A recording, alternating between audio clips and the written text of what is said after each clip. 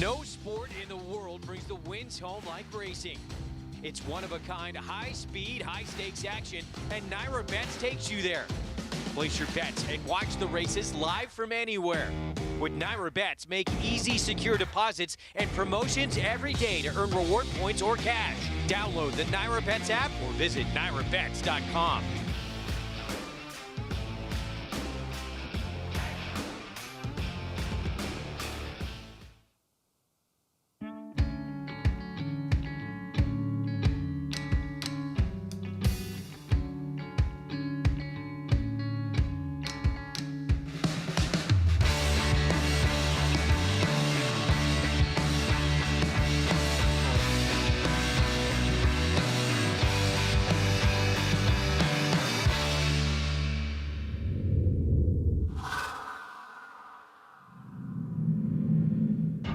Everyone, and welcome to Talking Horses. Anthony Stabile, Andy Serling. A big Saturday of 11 races, a little late getting on the air, so we are going to get right to work. You need to head over to NYRA Bets. If you're not a member of NYRA Bets, use the promo code MATCH200, and we will match for $200 of your initial deposit. And that's Latruska, by the way. Also, what do we have? We've got a 20% doubles bonus. No, it's 100 with Woodbine. Bet at least $100 on Belmont and Woodbine, each track, and you'll get a $20 bonus, win or lose. That's both today and tomorrow. Don't forget to opt in. You've got to opt in for these bonuses, as you have to opt in for the 20% doubles bonus, which is capped to $50. But all opening weekend earn a 20% bonus on doubles up to $50 if you're playing through NYRA Bets. Also, cross-country pick 5. It's a good one.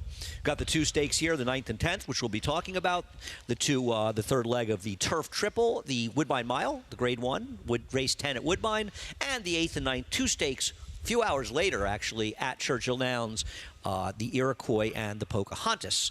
All right, Anthony, race number 1. I want to start off by showing the 2 Java Buzz, who is the horse to beat in here.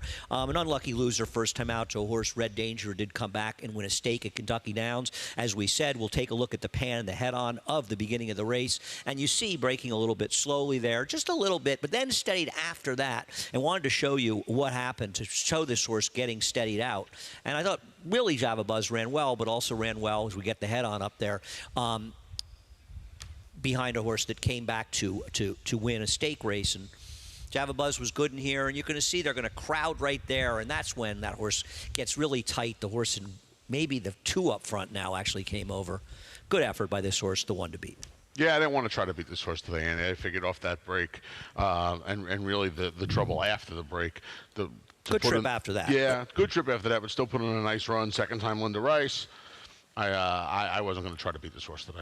Yeah, I think there are other interesting horses in here. I'm interested in the 3 Slipstream, who actually, Christophe obviously really wants to come on. The trainer wants to get back on the turf after trying the dirt last time. Scratched out a race. I think that he would have been tough, actually, up in Saratoga that came off.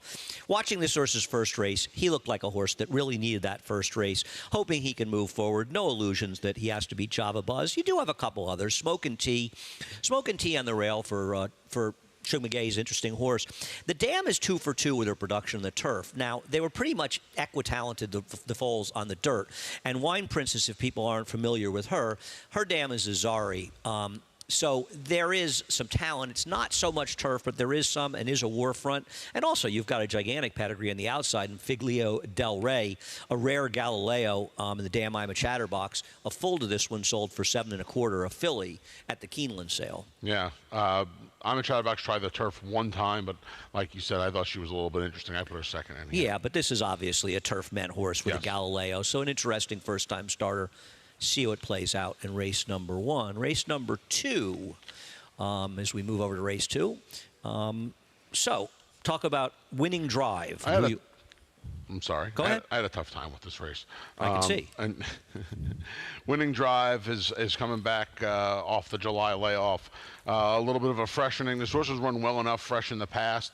I just hope this horse can lay up close to the pace in here. And at a price, I thought 4 or 5 horses can win this race. I wanted to pick the horse that was going to be the bigger price. I had a real tough time with this race, so I went with Winning Drive. I don't want horses that were running at the lower level races. I want horses that were running in higher level races. And, you know, a horse like Regal Quality, I think, has to be respected in this race off the claim for Rob Atras. Even though it didn't run well last time, I don't want to ignore Rob Atras off the claim, who has 28% with his off the claim and dirt sprints, ROI of $1.88. Baby I'm Perfect, a horse that you have second. I'm a little bit skeptical of this one. We'll take a look at the last race.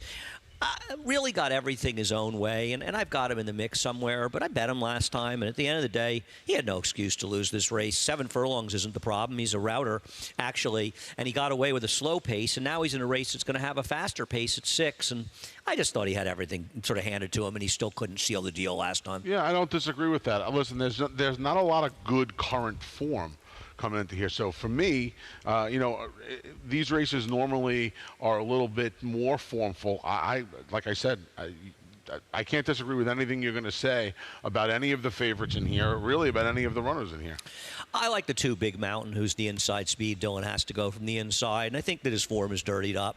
You know, you look at his last race, and that was a race that fell apart. And the likes of Gandy Dancing and Just Right are horses that would be odds on in this field and would absolutely trounce them. The time before, he set a fast pace going 7 furlongs. I Love Jackson, that race was really coming apart in the seams as well. Time before that, he couldn't chase the likes of Dark Money, and those horses are so much better than these. He's making a realistic drop here. He's the inside speed. I like him. I'm curious what Blewett's going to do in this race. Some will look and say, oh, he kind of fell apart off the claim. Well, what chance did he have against Perfect Bunnings and Blue Gator? And he had a little bit of trouble in the beginning. So I'm not going to be surprised when Blewett runs okay. I think there's some horses near that are all right. I'm more with the 2, with the 3 and 6 in race number 2. Third race, an interesting race, and we'll take a look in race number 3. You have gone to the number 8, Ingress. Yes. I want to bet horses coming out of the Rastafari race. Now I know Split and Double has disappointed plenty. Well, ran one race since then, yeah, and did disappoint. Was against Challenge, the Dynamics Challenge, but didn't run that well. Didn't run that well. I thought this horse for a Bilmont Firster ran well. A lot of the Firsters don't run as well. I thought this horse ran well. Stayed in on the dirt last time, being by Medaglia d'Oro. And the pedigree, you're going to let this horse, give this horse a chance on the dirt. Now gets back to the preferred surface. Like I said, this horse really outran her odds first time out. And I thought she'd be better getting back to the dirt today. She ran one of the fastest figs. Back to the turf today. She ran one of the fastest figs in the race. No question. I thought she had a big chance. She does on the surface of things. I do find that a lot of the Bilmont horses, especially in turf routes, first time out, that run well, do not come back and duplicate those performances. So that concerns me a little bit. But I think it is an interesting point. And I left Ingress out, but was my 5th pick, and I could certainly have used her in there. I just wanted to have other horses represented in this race because I think there are other horses to talk about. But I can't deny that Ingress can win. And it's interesting talking about that maiden race because Rastafaro came back to win the stake. Ego Trip, who ran a respectable 3rd behind Technical Analysis next time out, and obviously was best in there after getting left. That race was much faster than the one that So Enchanting comes out of. And we'll take a look at So Enchanting, and to a lesser extent, Miss Bonnie T. Now, So Enchanting was pace compromised. There's really no doubt about it in this race. But this race just might not have been very good, as it turns out. And at the end of the day, I don't know that So Enchanting is a horse that's going to get better going longer on the inner turf course. That was my point. Her sprint races, especially the first race as a 2-year-old, that was probably her best race when you consider everything. And now, she just really, I don't think, like you, I don't know if distance is going to necessarily be her friend. I know she's making up ground at the end of the mile race last time, but I don't know if distance is going to be her friend. Yeah, it wasn't an appealing race to me either. And she was on the rail the most of the way. She's also a Chad Brown horse who's now had 4 chances and lost to 2-1, 4-5, 2-1, and 7-2. Yep. And these are the kind of horses that you just really sort of, they're like a bad habit. It's like, going out with somebody that always shows up an hour and a half late or something. At a certain point, you've got to say, I'm going to move on from this relationship. Not that she can't win, but no, she absolutely can win. But like you said, what is she going to be today? 5-2, 3-1 again? I don't need her in here. You have 2 horses that are coming out of the August 14th fourth race. And yes, investment income steadied briefly, but also barely finished ahead of Mezcal. And Mezcal was involved in that monstrous pace in that race, and I thought it ran very well. And Flavien Prat, we've seen, is not afraid to go to the front end. No, I think Mezcal, in some ways, oddly, may be the horse to beat in this race. I don't believe you'll get 6-1. I think if you do, you're supposed to run fast the window. Horses have done well on the inside paths, on the inner turf in the first couple days of the meet. And I think Mezcal is a very dangerous horse in this race. With what should be a tactical advantage in here, right? She is supposed to have the lead. It doesn't look like there's anywhere near as much they don't speed go as the there lead was here. last They time. should have their heads examined. Yeah, exactly.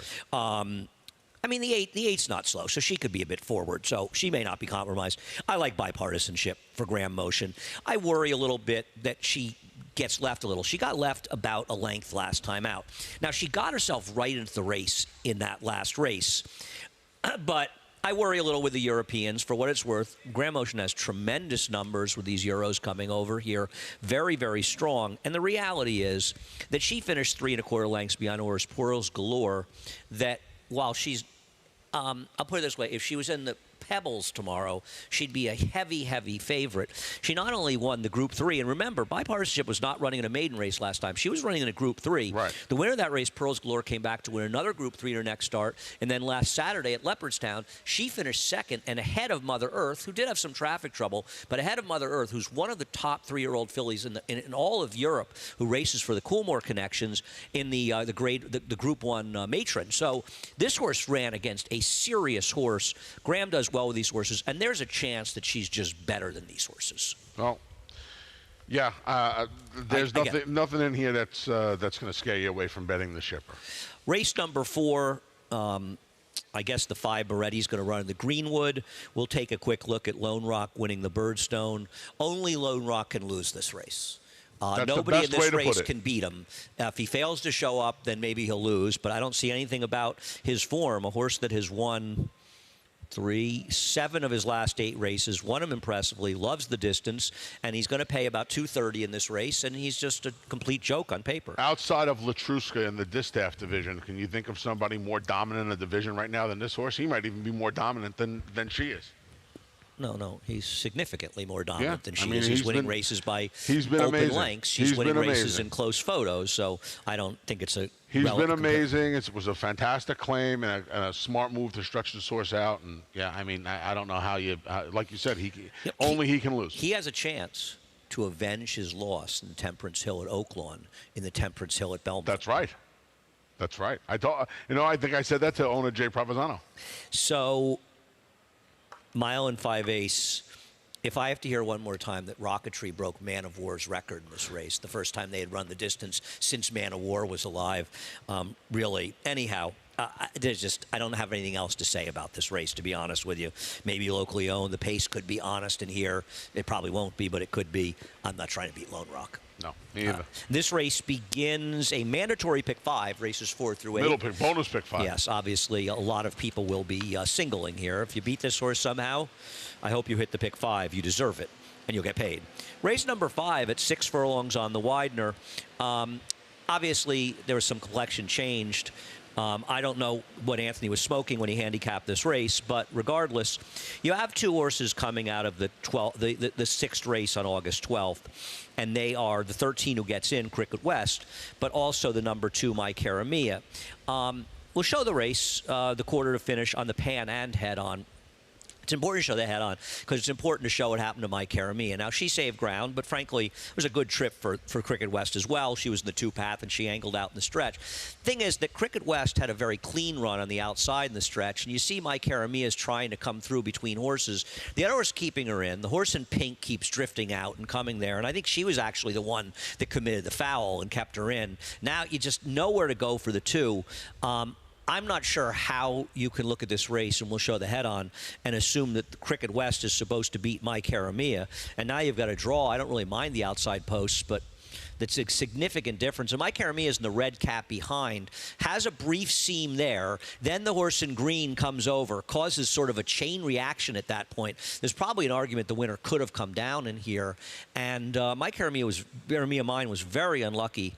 I think she's the one of those 2 you're supposed to like. Why do you think Cricket West will get the best of her today? I just like the Connections, to be completely honest with you. The connections. I'm just gonna go with. But not the races. Jorge Abreu. Listen, the horse I had significant trouble. I'm not going to say she didn't have significant trouble, and the other filly didn't have a first and didn't have a fourth. straw in the path. Yeah, I got you. Oh, okay. All right, we saw the race completely differently. I think it's very much the two. Not that Cricket West is impossible. There are some other horses to talk about.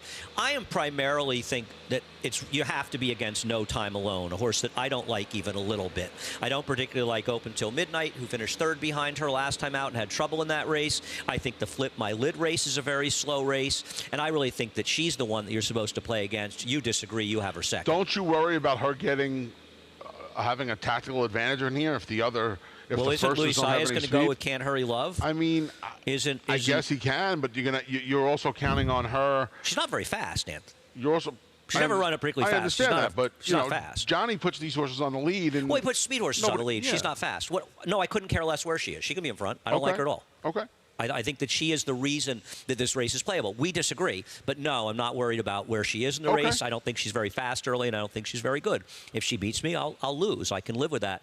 I think there's two interesting horses that are first-time turf to look at. The more logical of them is the 8 Rigby, who, contrary to somebody on Twitter, is not a 14-year-old, believe it or not, running against 2-year-olds. Can't believe it. Yeah, I know. Anthony, I was shocked. The Dam ran 33 times in the turf, hit the board 15 times with 5 wins, 96 buyer, $250,000. It's Mike Maker, and that horse actually, the runner from this Dam who was good in the turf that ran an 89 buyer was a full. So, Brethren, you bring back Brethren, you get the horse's full too. I think this horse very, very dangerous first time on the grass. And I had to pick a long shot in here. I understand she sold for $15,000 despite having a decent pedigree. But I'll go all in. This horse, the Dam, has produced 3 horses to try the turf. All of them won.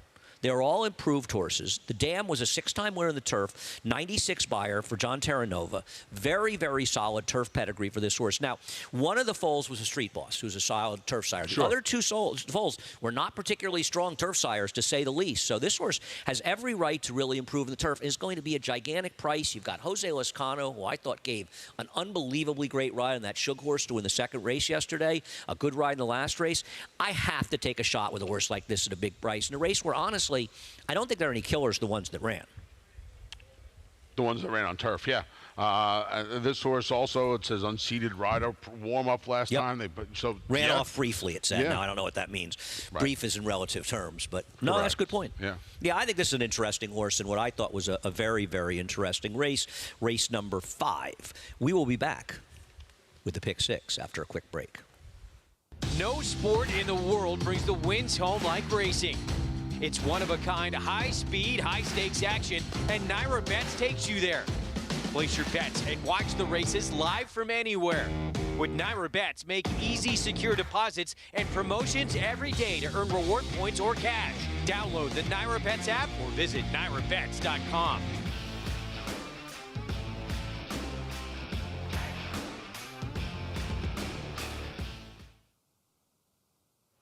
Welcome back to Talking Horses. Anthony Stabile, Andy Serling. Race number 6.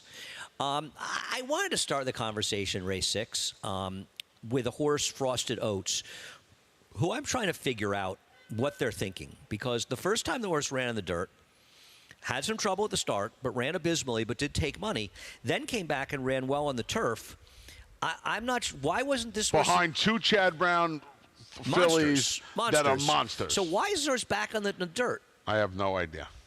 I have no answer for you, my friend. I just don't. But on the other hand, this horse took money first time out. Yes. I'm not going to be surprised when this horse runs well, and I put her second.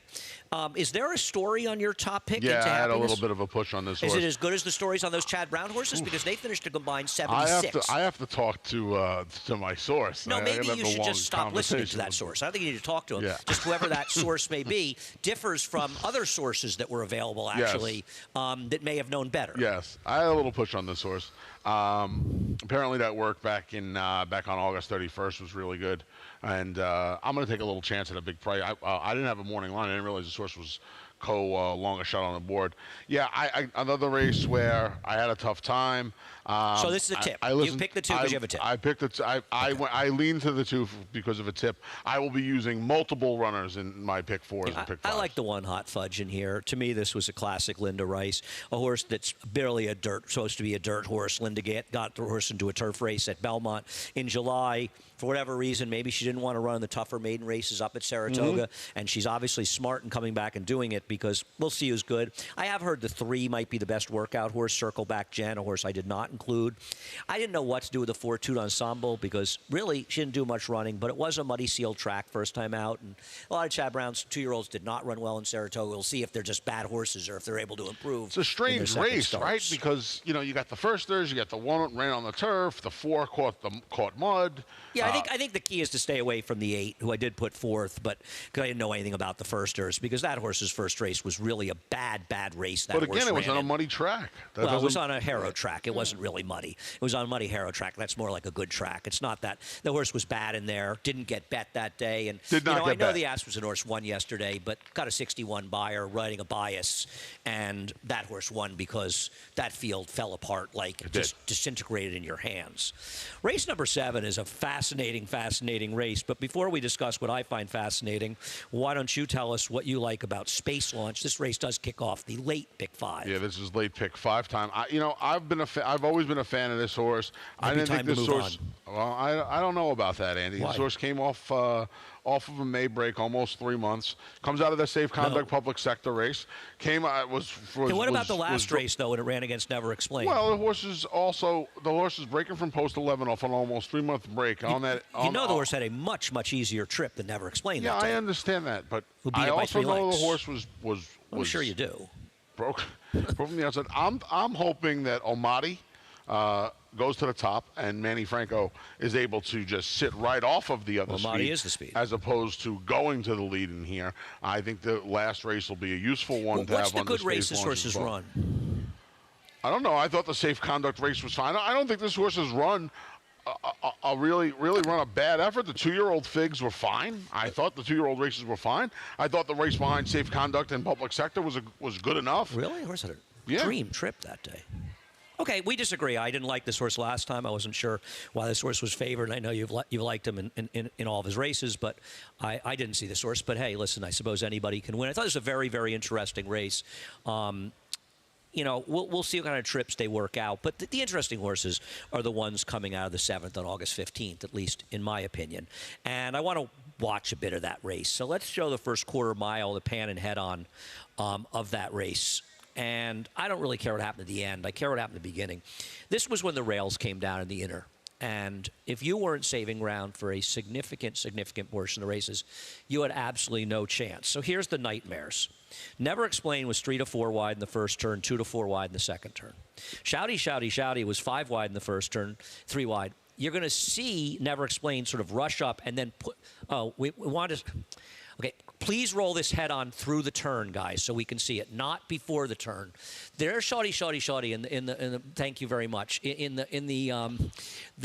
red got pushed out, and maybe we can get more of that in the head on. Gets totally pushed out. And Eyes on Target was also 3 wide the whole way around, breaking from the outside. Okay, we can watch. Here's the head on. So these are the 7, the 10, and the 13 are the horses you want to watch. The 7 is Never Explained, who doesn't really have any speed coming out of the gate, but does sort of rush into the race after that. Shouty gets caught and pushed out, and Eyes on Target is just wide the whole way. To me, the interesting horse in this race are Never Explained, who ran extremely well 2-back. Went wide the whole way and right on top of the pace that kind of fell apart.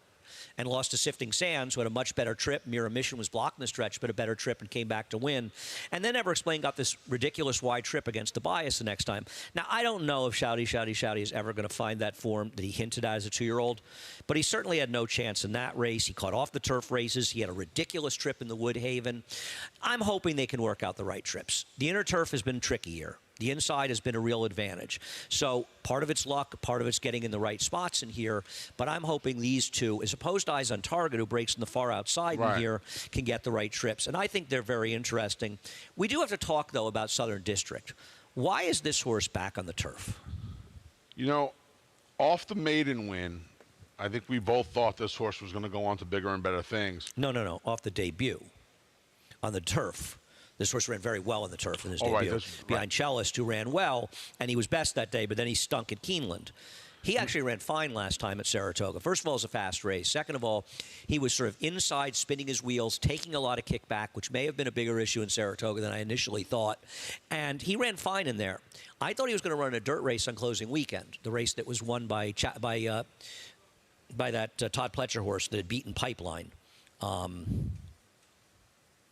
got a funny name. Anyway, he didn't run in that race. Now he's in the turf. I'm a little surprised by this. Maybe there isn't a route race in the dirt coming up for non-winners of one, but I think this is a dirt horse, and I'm surprised to see him back on the turf. He's not impossible, but I couldn't take a short price on this guy. No, and he'll be a short price, obviously, A, because of his connections, and B, how well he ran first time out. He gets a pair of blinkers. Well, mostly is how well he ran on dirt last two times. Right, I know you hate that. I think this is a fascinating race. I'm very interested in the 6 and 8, and here we saw this race very, very differently. Race number 8 coming up. Where'd you go in race number 8? You went to the New Face. I did. I went to the New Face. You know, and part of it is the fact that I think I've kind of seen enough of most of the other ones in here. This filly was really good. Now, this is a war dancer. There's not a lot of war dancers that went on the dirt. This filly was good.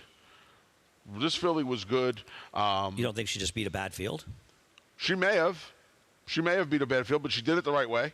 And what was the right way? She just gobbled up. She just gobbled them up and She's just actually drew ridden off. very, very hard in this race. She wasn't. It is pulled away as, in my opinion, misleading. And I'm sorry I didn't bring up the replay because I thought she was ridden very hard to the wire in there. I mean, the third horse came back to win. She won a 4-furlong race at Timonium. So I'm not sure. I mean, the second was a first-time starter that did take money for Todd Beatty. So maybe that's a good sign. I think the problem is she's 3-1 morning line. I got no problem with taking this horse at 8-1. No problem at all. But I got a big problem with taking this horse at 3-1. Yeah, like I said, didn't have the morning line, didn't take a look. And you're right. She's not 3-1 worthy. Do you really think that's going to happen, though? Well, I mean, David's a pretty darn good morning line maker. The best. So if he thinks it's going to you happen, think she's going to be he likes this horse too, by the way. I just don't like this horse. I have a big problem thinking she's going to be a shorter price than Beautiful Karen.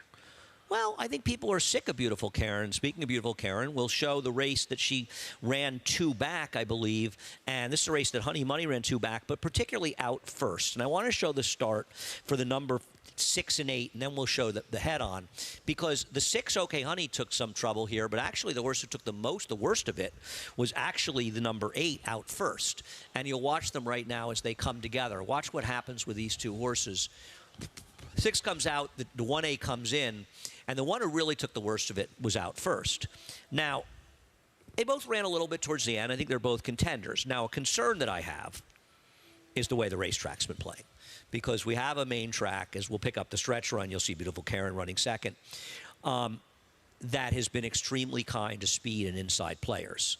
And obviously, out first doesn't have any speed. No, and I think that's part of the problem, because this is, and I know this trouble really was not of her own doing last time, but there have been a couple of other times where she has cost herself some trouble. Okay, she's a big price. Yeah. I get it. But forgetting about that, she doesn't have any speed, and that's a problem. Now, the speed is Esatika. I just don't think Esatika could win this race. I mean, she's got to go 24-48 and be on the goldest of rails to beat this field. I mean, she was on a super speed track when it rained last time out and got a 64 buyer. To me, she's just not good enough. Now, Beautiful Karen will be in a good spot right behind her. I think Pretty Clever will be a little bit more forward. I don't know if this pace is going to heat up. Now, I made these picks before I realized we were dealing with a severely biased surface. Now, it's also possible the racetrack will be more fair today. I mean, the only race that came apart was the last race yesterday, and that was because we saw a supersonic pace set by lower-level maiden claimers. Right, between two 20-to-1 shots. Right, with long shots going to lead, so that race sort of had to fall apart. But the reality is we're seeing horses that are being very, very much helped by the racetrack on the main track. That may change, and that'll work against the 5, but she's going to be a big enough price that I have to bet her. I'm going to use OK Honey. You know, but you got Beautiful Karen and Snicket. They're both refused next year, and I get that that's why you like the 9. I don't think you're wrong. My problem with the price stinks. Because I said, David and I were talking about this horse, and he said he picked her. We were talking about it yesterday, the day before, and I said, well, you know, she'll be like 5 or 6 to 1, and he said, no, I think she'll be much shorter than that. And I said, I don't want any part of if her she's at that shorter. price. I wouldn't want her in the win pool. I agree. I think price. you probably picked her, think you get a better price. Yeah. We'll see how it plays I thought out. she'd be what you thought she'd be, 6 to 1. The problem is that it's a new face world. You know, people love new faces, especially in a field like that. Absolutely, Yeah. and I don't think you're wrong in doing that. The problem is, I watch that race and look at the field, and I'm a little skeptical, but we'll see.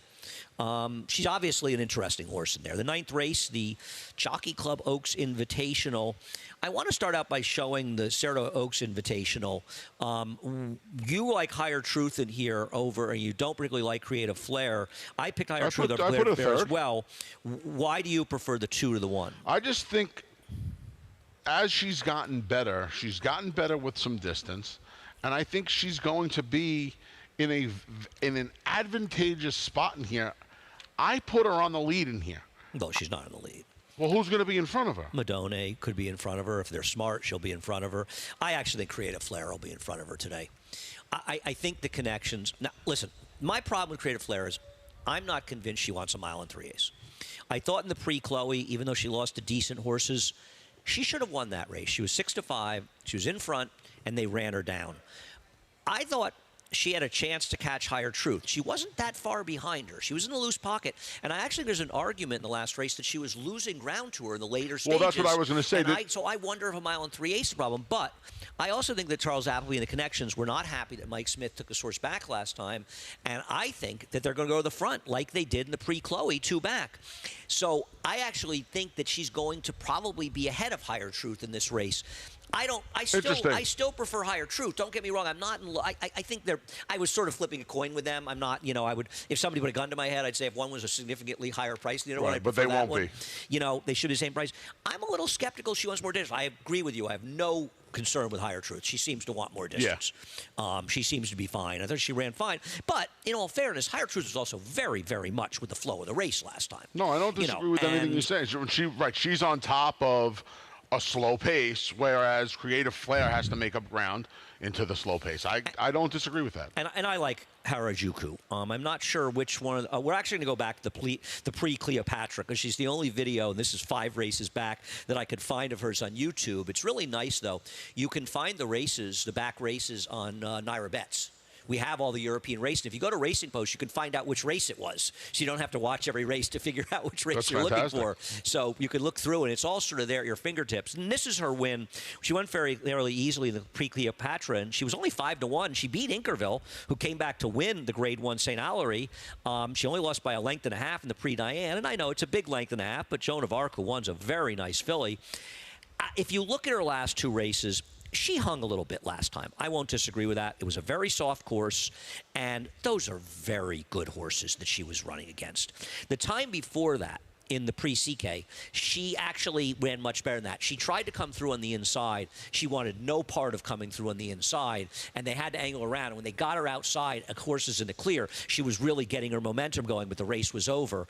I think she gets a firmer turf may help. I almost wonder a little bit. You look at the pre-Cleopatra, that's the only firm turf she's run in the last 5 races. Right, maybe she wants it a little hard. You know, she needs a little class relief, and she gets to a firm turf. So I think she's a very I mean, Andre Fabre, who's honestly one of the greatest trainers of all time, he doesn't ship, even for the Breeders' Cup, very often. No, he does not. So no, he does not. I can't believe they're not coming over with a runner.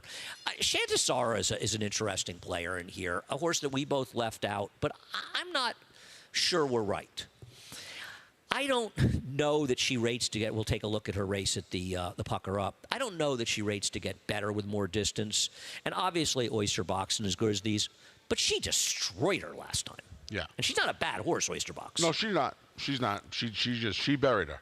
Yeah. Like you said, neither one of us have her, but she has made a big jump from the Boiling Springs to the Pucker Up. If she takes another step forward, she can be right there today. Yeah, I'm not. I think the problem with I think the issue you and I both had with not including her was there's blue sky for Baby Blythe here.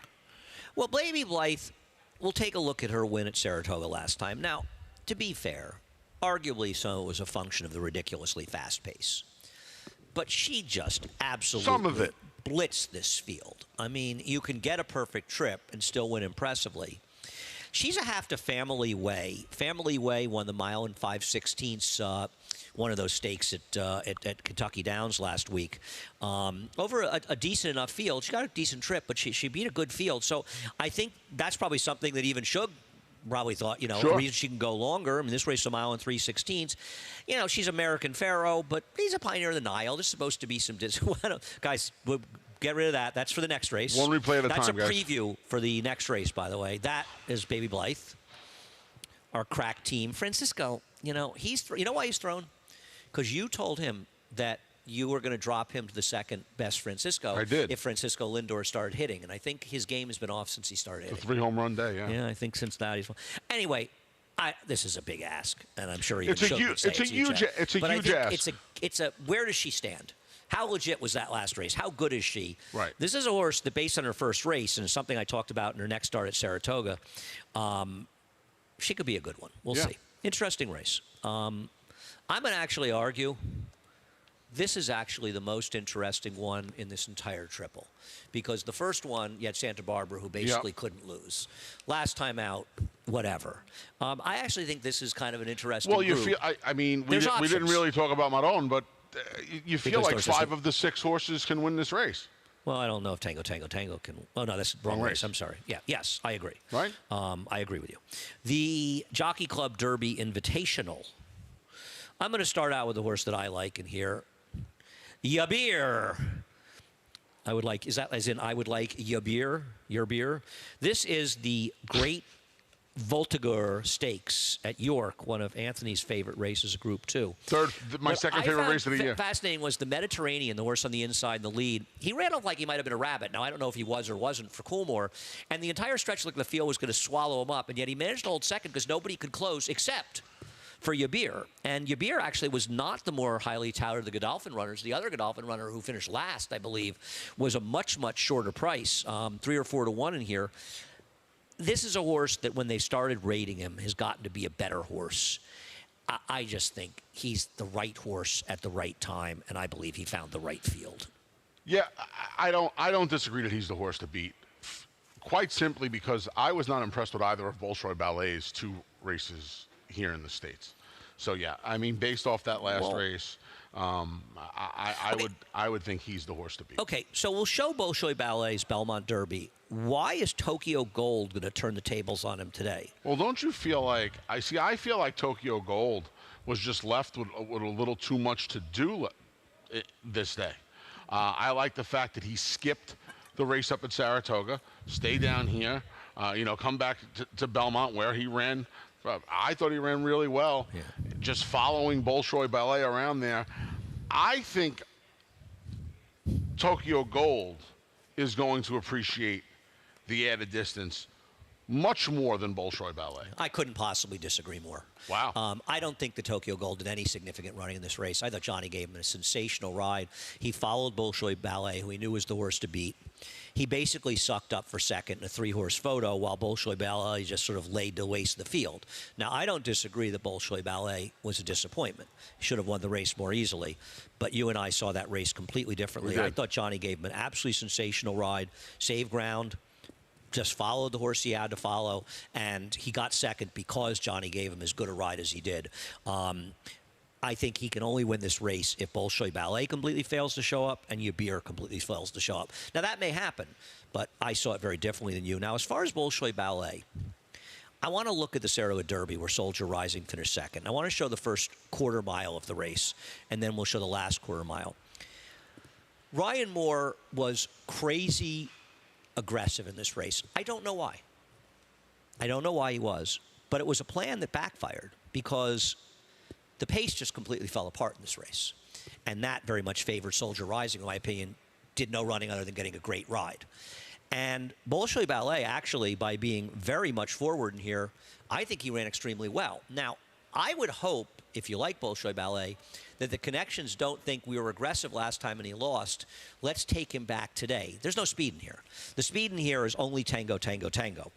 So I would hope that they actually employ the same tactics they had last time in a race where the pace figures to be significantly significantly less competitive than it was in the Saratoga Derby.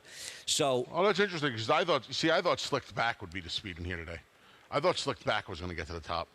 I thought Luis Saez was going to be aggressive with Slicked Back in here. okay, well, if he wants to go, then Bolshoi Ballet can set up behind him. We'll see. Bolshoi Ballet is the fastest horse in the race based on his last race, but we'll see how they choose to ride him. I thought he ran very well last time, and I just really honestly feel as though Soldier Rising got second because IRA just gave him this great ride. He saved ground the whole way. He did that perfect cut the corner, and he was picking up pieces in a race that was falling apart, and I think the results of that race were very much a function of the way it was run, and the horse that ran the best race was Bolshoi Ballet. I don't disagree with you at all. I mean, we both have the horse fourth, but I kind of feel like, he'd be the trap in here, right? Because it looks like he did more running than he actually did last time. I don't like him at all. Yeah. But I prefer Yabir. I think he's the right horse. We saw this race a little bit differently. Race number 11, you get to race 11, you first look at it, then you realize this is actually a really good race. I mean, this is a super, super competitive race in here. I want to talk about the Air Show Trash Talker race. I'm surprised. The two speeds, Linda's left them both in. Trash Talker, he sort of fell apart in there. I know a lot of people were critical of Tyler Gaffleone with Air Show. I understand. He wasn't in as completely a full-out drive in the last 10 yards, maybe 5 yards or 8 yards as he was, and he's on the horse as supply and demand was coming. And I get it. And they need to ride a little way. This horse did not lose because Tyler did something wrong. Correct. This horse was not going any faster unless somebody attached a jet engine to his back. This horse was chasing a quick pace. It was falling apart. And I don't know where Supply and Demand got that race from. He just ran this unbelievable race, and he caught him. But there was this big, commotion about Tyler after the race. It's like these people that think when a horse is geared down in the last 30 yards of a race, the horse could have run much faster. No, they can't. They're 1,000-pound animals in full stride. They don't slow down that much. And just because Tyler wasn't beating the heck out of him, which he shouldn't be doing anyway, and Correct. This horse was rolling along. There's nothing that Tyler could have done. He got nailed. It sucked if you Listen, bet him, we're as critical of riders as anybody.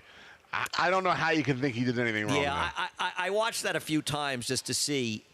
I think he's dangerous in here. I don't know why Bruce Brown ran him on the turf the next time, but I think he's back on the right surface. What's wrong with him? Nothing. I think he fits. We flip-flop the top two. You can talk about advance notice. Yeah, advance notice. Off that ease, he's come back and run 3 decent enough efforts. We have a stat, I think, for him, right? You and I had talked about this, right? That maybe the distance wasn't his friend. Well, when they cut him back, he had a little bit more success. And that's an incredible stat. Here's Rudy first off the claim. 30% over 5 years off the claim in dirt sprints. 30% with 171 starters. Could you imagine and that? And a 216 ROI for a guy who gets bet in these situations. I mean, I understand the horses are paying about $7, but he's winning with 30% of them. 30% of them. The problem with advance notice is he ain't exactly a winning He's type. advance notice. That's the problem with advance notice. He did catch a track where speed dominated on the slop, so he was compromised. He got a perfect trip when he beat Trash Talker 2 races back. He's not a winning type. Color Me Potsy got a horrendous ride 2 back when he was second. He probably wasn't winning anyway. He met a horse that they tried in the Alan Jerkins in his next start. He's got nothing but races that fit. Maybe a little freshening for him will help out. So we'll see. I thought Color Me Potsy feel like 2-3 with a little 8, right? Well, no, I honestly, I don't think Trash Talker is impossible for Linda. But isn't there too much speed in here for him? No. Maybe. It depends. We'll see. Who knows? I don't ever think there's too much speed. One Whirlwind Ride is not a ridiculous long shot. He proved at Monmouth, but he's run races in New York that are interesting. How about American Gentleman, has been running in nothing but stake races. Repo Rocks I don't really like off the claim. He doesn't seem to get out of the gate, but he did have some excuse last time after breaking slow and getting bumped. And even Hoopla, who Bruce Brown claimed last time. This horse, it was a ridiculous field, and there were scratches to the gate, but he ran a 77 buyer. Why isn't he eligible to run in here? He is. I actually think you look at this race, and there's nothing but horses that have a chance to be effective in here. This is a very, very interesting race. Great card. I thought it was a sensational card. I'm looking forward to it. I love tomorrow's card as well. I think there's a lot of good stuff going on in these cards. You will be playing them through NYRA Bets. Head over to NYRABets.com. Use the promo code MATCH200. Sign up with NYRA Bets. Become a member of the team. That's Latruska, we believe. It's probably right after the finish in the personal ensign. What do you think? Agree. Yeah, probably. Feels right. My friend Steve came up with that, by the way. I did not Einstein that out on my own. He's obviously sharper than we are. Sport racing in New York, there's nothing more important than keeping the money in the game. The game does not survive by funneling money out of the game to investors. It has to do what we do here at NYRA as a non-for-profit, is funnel the money back into the racetracks and make the game better. 100, bet $100 or more on each Belmont Park and Woodbine, and you must opt in. You will earn a $20 bonus, win or lose, today and tomorrow. Belmont and Woodbine. Also, the 20% double component goes. Must opt in for this. Sorry to my friend Scott. He said to me on Twitter, good guy. He didn't opt in yesterday. Scott, we feel bad, but we're trying to remind you. We want people to get clear. You got to opt in for these bonuses. 20% bonus. You do it on the app, and you can do it online. NYRABets.com. And also, we've got a terrific cross-country Big Five. You've got the 2 races here at Belmont, the 2 stakes. What is that? 2 7/8 miles of action. Then you've got the Woodbine Mile. Race 10, a Grade 1 up in Canada, Canadian Grade 1, but a Grade 1 field nonetheless. Set piece looks like the favorite and horse to beat. And then you've got the Pocahontas and the Iroquois about 3 hours later or so at Churchill. So a little bit of a gap. Have your dinner and come back and finish it all up. You got some big opinions you want to share? Not really. Stellar Tap, my friend Nick Tamero's favorite 2-year-old running in the Iroquois. Be a heavy favorite. And 1 to 7:30, all the action here as well as the early races at Churchill on FS2. All right. See you tomorrow. We're done. We'll see. He'll see you tomorrow. I'll be on the early shift from around 1 to about 4:20 with Acacia Courtney and Greg Wolf as well. With the rest of the crew, Richard Migliori, Maggie Wolfendale here as well. I believe Jonathan Kinchin and I think Gary Stevens will be joining us for the later races as well. A lot of Churchill action. So enjoy. Plethora of good stuff. We will head upstairs. John Imbrial doing better. You speak to John Imbrial? I texted him yesterday. He's doing all right. All right. Glad to hear it. Yep. Reprise of Scratches and Changes coming up.